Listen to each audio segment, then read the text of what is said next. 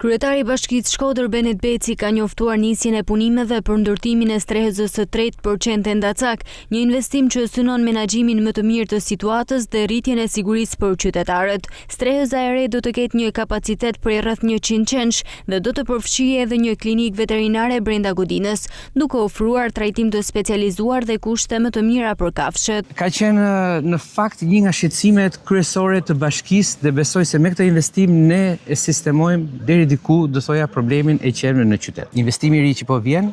është një investim shumë do thoja më i përshtatshëm, për arsye se nuk është vetëm streza për qenë, i cili dështoj të paktën dhe 100 qenë të tjerë, por është dhe kujdesi shëndetësor për qenë i cili sot si investim vjen me një klinik, po do të ketë kushtet e përshtatshme për të trajtuar qenë në mënyrë që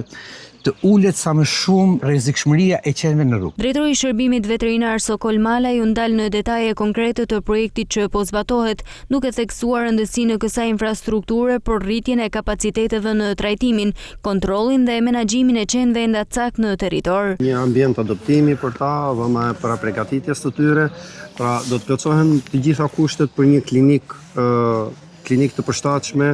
për një stre e cila është me shumë vlerë për qytetin. Ky investim pritet të ndikojë drejt për drejt në zgjidhjen e problematikës së qenëve Ndacak dhe në përmirësimin e sigurisë publike në qytetin e Shkodrës.